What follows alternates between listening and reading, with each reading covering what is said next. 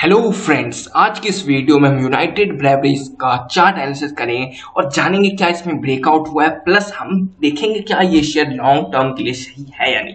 देखते हैं कि यूनाइटेड ब्रेवरीज, पहले अगर आप इसके शेयर होल्डर बनना चाहते हो तो आपको पहले उसके बिजनेस के बारे में पता होना चाहिए कि कंपनी करती क्या है। तो देखो, मोटा मोटी हम देखें तो ये कंपनी सेल ऑफ बियर करती है, इतना आप जानते हो तो इतना भी काफी है आपके लिए, और बाकी चीजें आप पढ़ सकते हो। और देखें तो यूनाइटेड ब्रेवरीज को जो मैक्सिमम चार्ट पैटर्न है, मतलब 2008 से लेकर 2021 तक इसने जो रिटर्न दिए है ना, सिर्फ 770% के दिए। देखो सिर्फ क्यों बोला, क्योंकि इस टाइम पीरियड में बहुत सारे स्टॉक ने मल्टी बैगर रिटर्न दिए हैं। क्यों? अगर आप बजाज फाइनेंस, देखो बजाज फाइनेंस से कंपेयर नहीं करना चाहिए क्योंकि ये चीज अलग है, वो चीज अलग है, बट हम अगर कंपेयर करते हैं ना तो बजाज फाइनेंस ने बहुत ही अच्छा खासा रिटर्न दिया है। वहीं इसको देख लो, इसने सिर्फ 800% के रिटर्न दिए। और इसके चार्ट में आपको एक चीज और एनालिसिस करनी चाहिए, देखनी चाहिए कि देखो ये शेयर ऊपर तो जाता है पर इसमें फिर से गिरावट होती है, ऊपर जाता है फिर से गिरावट होती है, ऊपर जाता है फिर से गिरावट होती है। मतलब क्या है, ये इसका पैटर्न है। मतलब ये लॉन्ग टर्म में ऊपर जाता है फिर बहुत टाइम के लिए गिरता भी है। तो कभी ऐसा ना हो कि आप इसे ऊपर के प्राइस पे लेके बैठ जाओ और ये फिर 2 से 3 साल गिरता ही रहे। इस चीज को आप जरूर ध्यान रखना। अगर आप देखते हो कि इसने मान लो अगर ये 2013-14 के आसपास इस शेयर ने ये हाई मारा, उसके बाद 2 से 3 साल देख लो कंसोलिडेशन फेज में रहा है, तो आपका पैसा फंस सकता है। इस चीज को आप जरूर ध्यान रखना अगर आप इसमें लॉन्ग टर्म का इन्वेस्टमेंट करना चाहते हो तो। बाकी अगर हम देखते हैं 5 साल में कुछ खास रिटर्न नहीं है, 81% का रिटर्न है। अगर कंपनी अच्छा रिटर्न दे भी पाती, बट प्रॉब्लम आ गई कोविड के कारण, जिसके कारण इनकी सेल्स, रिवेन्यू सब में दिक्कत हुई है। ठीक है, जिसके कारण इसके प्रॉफिट वगैरह में भी दिक्कत हुई है। मैं आपको आगे दिखाने वाला हूं कि प्रॉफिट में कितना डेंट आया है इनके बिजनेस में। और पिछले 5 सालों में मात्र इन्होंने 81% के रिटर्न दिए। अब ये मात्र क्यों, मैं ओनली की बात क्यों कर रहा हूं, क्योंकि ये इतना रिटर्न तो किसी कंपनी ने 1 साल में रिटर्न दे दिया है, वो कुछ ने तो 6 महीने में दे दिया। तो इस चीज को आपको नोट करना चाहिए, क्या ये इन्वेस्टमेंट वर्थी है, क्या हमें इन्वेस्ट करना चाहिए, या इससे भी और अच्छे स्टॉक हमारे पास मार्केट में लिस्टेड हैं जो कि हमें ऑलरेडी एक अच्छा खासा रिटर्न दे सकते हैं। और देखो, मैंने फाइनेंशियल ट्रेंड के बारे में आपको मैं दिखाना चाहता हूं कि फाइनेंशियल ट्रेंड जब आप देखते हो तो 2020 तक अच्छा खासा बिजनेस चल रहा था, लेकिन कुछ 2019 में तो कोई कोविड नहीं आया था, लेकिन कुछ खास टॉप लाइन में बढ़ोतरी नहीं है पर प्रॉफिट में गिरावट हुई थी। ऐसा क्यों हुआ? कोई कोविड का केस तो 2020 में आया है, लेकिन तब भी कंपनी की कुछ ग्रोथ में डेंट ऑलरेडी थोड़ा सा पहले से है, और इस बार तो और हो गया। क्यों हो गया वो तो आपको खुद जानते हो क्यों हो गया। ठीक है, तो ये मेरे को बताने की जरूरत नहीं है, पर आप देख सकते हो इसका फाइनेंशियल ट्रेंड टॉप लाइन और बॉटम लाइन में उतनी कुछ मतलब खास दिलचस्प वाली बात नहीं कि अगर हम इसे इन्वेस्टमेंट के लिए लें। अगर आप ट्रेडिंग के लिए लेना चाहते हो तो मैं आपको बताने वाला हूँ कि ट्रेडिंग के लिए अभी क्यों लेना चाहिए या नहीं लेना चाहिए, वो भी देखते हैं। इसमें हम 2-3 चीज देखते हैं। आपको मैंने इसका 15-16 चार्ट 2015, 16 और 17 का आपका टोटल रिवेन्यू देख लो। टोर सेंटर 4725, 4919, 4780, जहां से कंपनी चली फिर से वहीं पे आ गई। इसका रिवेन्यू में उतना ही। प्रॉफिट बिफोर टैक्स पीबीटी देखते हैं हम तो 379, 454, 348।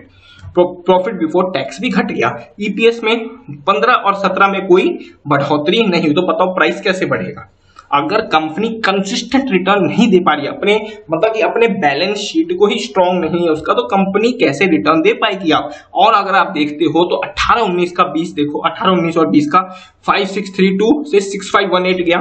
ठीक है, रिवेन्यू की मैं बात कर रहा हूं, और प्रॉफिट बिफोर टैक्स की बात करें तो 607 और 568 हो गया, फिर से गिरावट।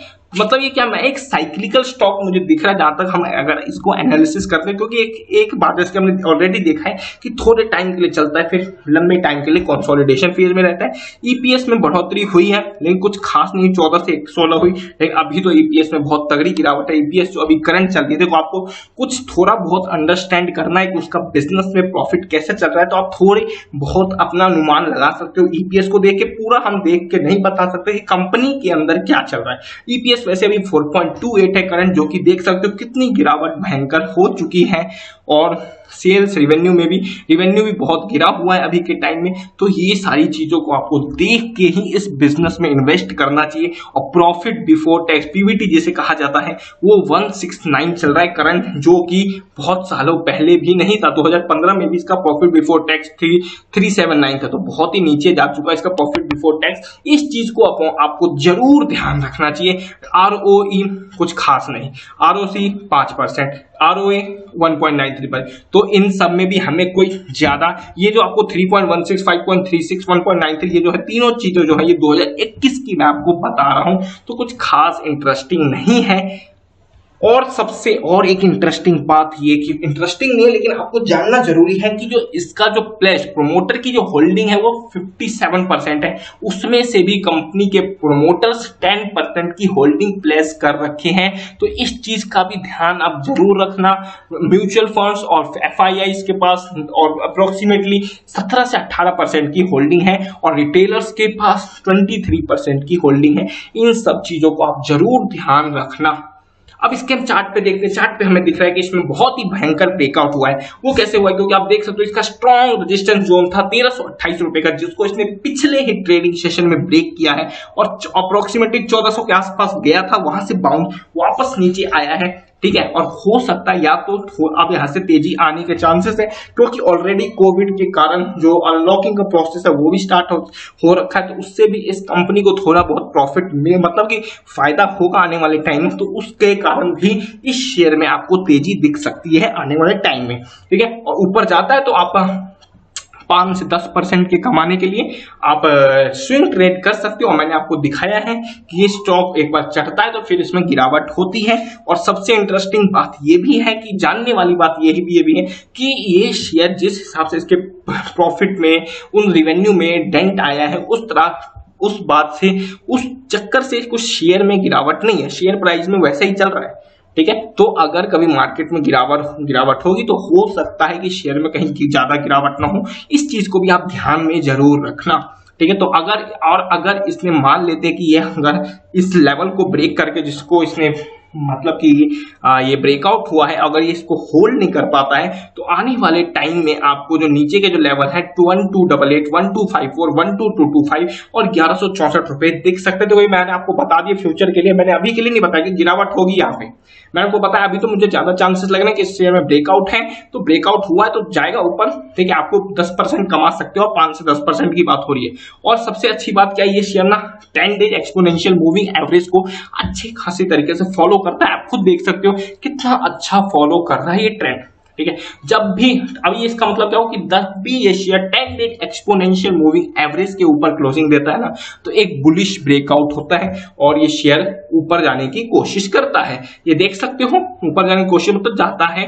तो ये आप देख सकते हो कि इसने 10 डेज एक्सपोनेंशियल मूविंग एवरेज के ऊपर क्लोजिंग दी है। लास्ट ट्रेडिंग सेशन में उसके ऊपर बहुत ही अच्छे खासे तरीके से क्लोजिंग दी है, ऑलमोस्ट 2 कैंडल की क्लोजिंग उसके ऊपर हुई है। तो मैंने बोला कि ये शेयर थोड़ा सा बुलिश हमें दिख रहा है और आने वाले टाइम में आपको अच्छा खासा रिटर्न मिल सकता है। ये थी मेरी एनालिसिस। अब आप खुद की एनालिसिस जरूर करें शेयर को बाय करने से पहले या सेल करने से पहले। Thank you for watching this video. Channel को लाइक करें, सब्सक्राइब करें ऐसी वीडियो को बार बार देखने के लिए।